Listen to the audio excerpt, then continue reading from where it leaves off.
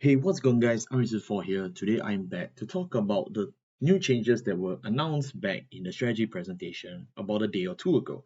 Now, I know I've not been pretty fast in doing this video, but that's because I've been testing these changes that have coming to the standard, and I'm very interested to share about my personal experience, what I've learned, as well as certain tips I like to give moving forward.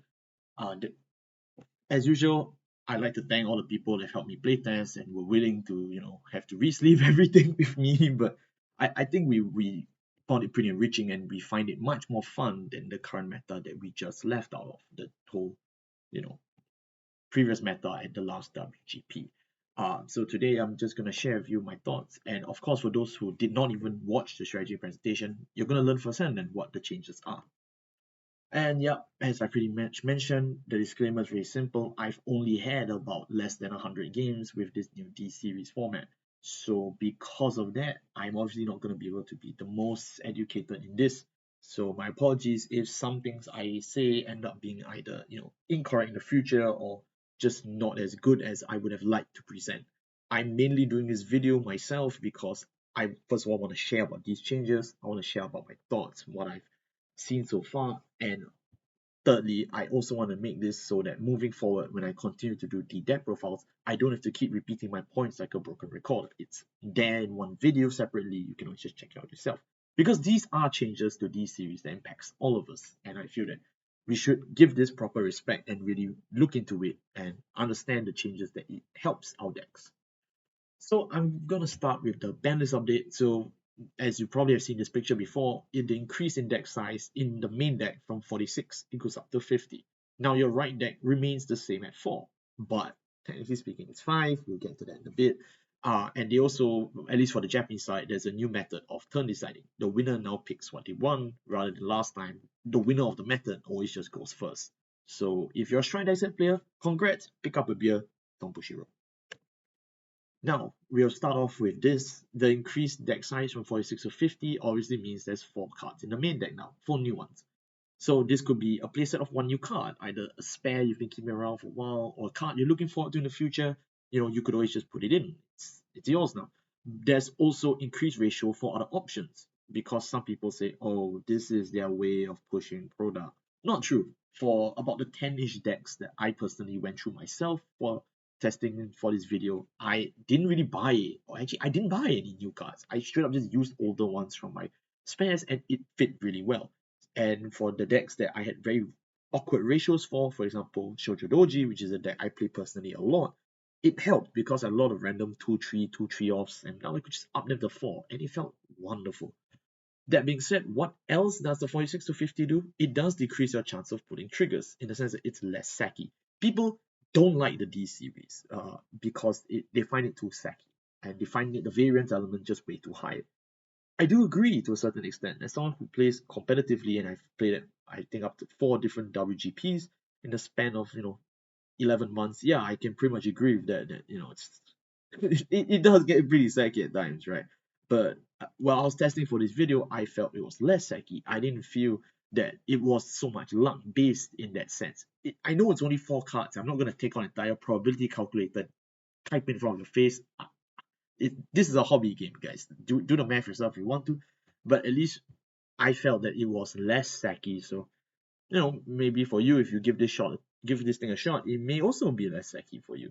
But that being said, because there's more cards in the deck, it's harder for you to find a specific card in the deck, which sounds very obvious. It sounds like a very duh moment, but something it is true. Like I tried Majesty or Blaster as one of the decks that I was playing and testing for this video because I'm a lifelong Blaster player and I found it hard sometimes to find both Armies and Junos together, which was a bit concerning. But what is there to be done? What can you do to help yourself not exactly suffer from this rule change? Well, some of my advice would be to play cards that draw, cycle, filter, or toolbox. What do I mean? Toolbox is obviously stuff like Zorga, because you have some consistency cards and some garnets. Now with 4 extra slots, you can play more consistency and more garnets. So you have more options now, and you're relatively much more rewarded. You're milling directly from the deck with stuff like your Shadow Cloak. It's cool. Filter cards, even if the card doesn't exactly plus to your hand, but it lets you draw in exchange for either the unit retiring or moving it somewhere else, or you just -1 to also draw one. So it's a net zero in terms of card advantage, but it is cycling. You are going through the deck faster, which does help.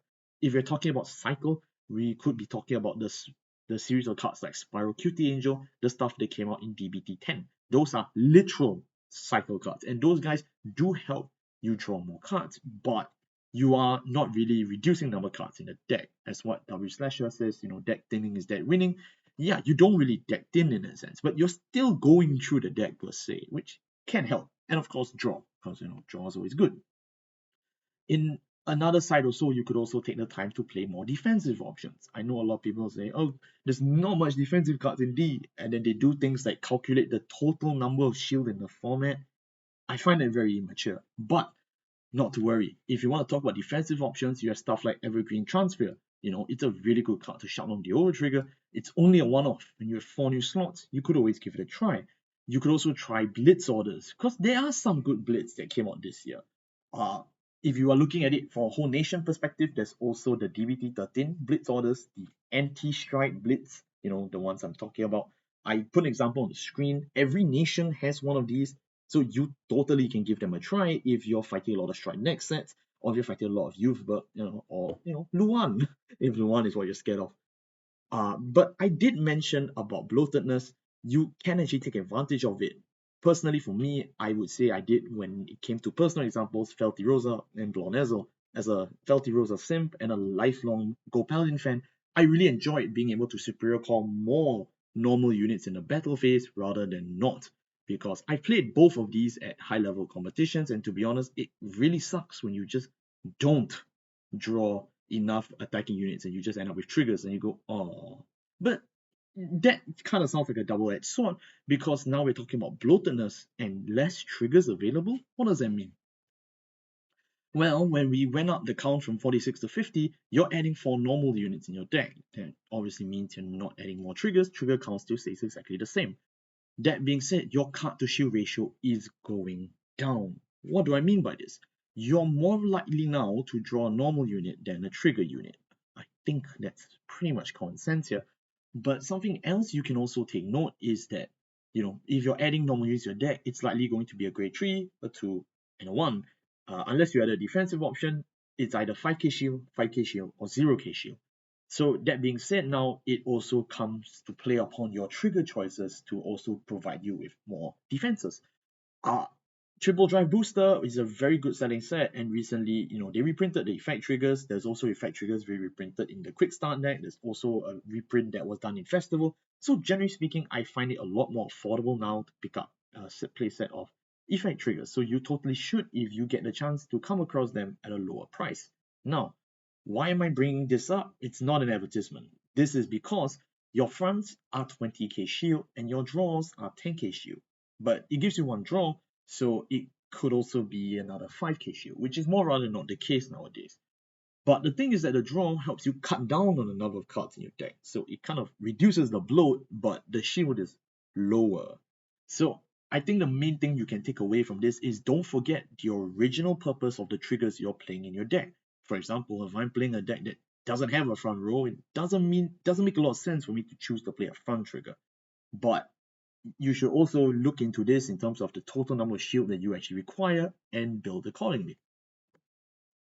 I talked about the bloat from 46 to 50, but what is the effects of decks in general? Well, decks that are very closely knit and highly piece reliant, they are going to suffer. In Japan, we suffer from this thing called MyGo, which is one of the best and cheapest decks to pick up for competitive players. It focuses a series of 5 goals that will viciously beat you to death. But as you probably guessed, you need to draw all 5 goals. It used to be very easy for them back in DBT 13. I mean, I played competitively for November and December. I freaking hate this deck, but it's a very cheap deck, so people pick it up, and it's good for them to give cheap options competitively. That being said, though, this is one of the key examples of a deck that will suffer because they have to play an additional 4 garnets in their deck. That it's not one of the specific key pieces that they need. So more or not, this also kind of feels like a hit to MyGo, even though they didn't hit it directly. If we look at decks with high draw power, these guys will definitely live on. These are the decks that are piece reliant, but at the same time, they have enough draw to help them recuperate. Messiah has so much card draw when you Soul Art to draw, Soul Art to draw, Soul Art to draw. And Youthberg does have decent amounts of draw once you manage to set up all three colors in Youthberg. So I would say that moving forward, it does help some decks, but it does also hinder other decks as well. So you will need to test and see what are the different decks that you own, which decks would benefit more than others, and what you can do to help all of them. So I've basically covered from 46 to 50, but what about the right deck? Well, now in the right deck, we have this thing called a energy generator. We have a brand new resource to manage now. It's called energy. So I just left a quick translation here on my left. For my audience, they can't read Japanese, but I'll just go through it really quickly. When you ride it, you can move this out from your right deck to your crest zone. I can't believe there's a crest zone now. And if you're going second, you get 3 energies. You can have up to 10 energies. That means you can't take any more than 10. At the start of your right phase, you get 3 new energies. And act once per turn, you can energy blast 7 and draw a card.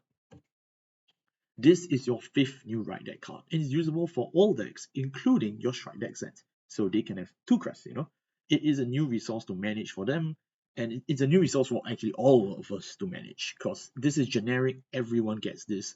It's pretty cool. This is certainly interesting in my opinion, also because Vanguard, we kind of need more design space usage, and I know counters are related to relatively worse card games like Digimon and whatnot, but I'm happy to see the Vanguard's also trying this out because it is relatively popular for card games to have counter mechanics, so this is nice. At the generic level, is free draws for everybody because, as I mentioned, the crest itself gets you an energy blast of 7 to draw a card. So it's helpful given our new bloat that Bushiroad has also given us directly a new way to draw. But this is also can be used for in new cards in the future as a resource. So they reviewed for us a promo that can also use energy blast to cheat out right deck costs and gain power and shield and whatnot.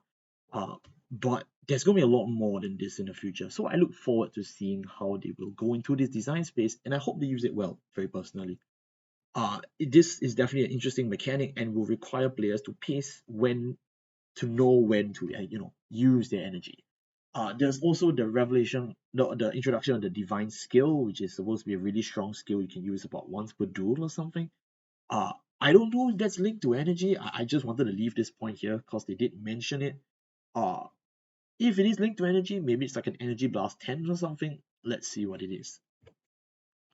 Now, I'm more interested in looking at energy in terms of a generic perspective, in terms of a mechanic for the entire format, right? Because that's what we are here for. That's why I'm giving this explanation. So to chart how much we really gain from it, we assume that we blast as soon as we hit 7 or more energy, we cannot hold more than 10 energy, and we are not playing any external methods of gaining energy. That means it's purely natural from the crest itself. Going first, you can see that your first energy draw will be on turn 4, then on turn 6, and then on turn 8. But because the energy, you are given 3 extra energy if you go second, your first energy draw is on your turn 3, then your turn 5, and then your turn 7. So what this clearly appears to be is that the going first player is getting the same amount of draws as the going second player. It's just that the going second player gets their energy draw first. As you can see, the total number of draws per game is still the same. They give you an additional 4 draws, realistically, if you can live up to turn 8, but they also increase your deck size by 4. So it feels very well concerted. It feels like something they intentionally wanted to do for both sides. So it's very nice to see. But like I said, the going second player will get to draw first. So they got the starter's draw, and now they get the energy draw faster than you. But can this stop the go first win format impression that a lot of people criticize these series for having? Well, I think there's 2 layers to it. First of all, it's nice to give the going second player another way of getting advantage, because some D series decks are, they're very high rolly. They just go first on turn 3 and they just beat you down to death. Giving the going second player additional sources of draw is appreciated, especially since this tends to be the scenario at the moment in time. But that being said, there's also someone else that benefits from this rule, and that's the strike deck sets I previously mentioned. These guys are phenomenal going second. And now you gave them additional draw as well.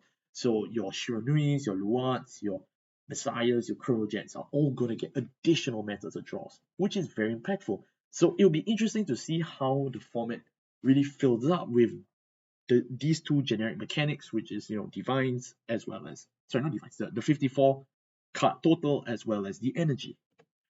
And let's talk about the implication for the format's future.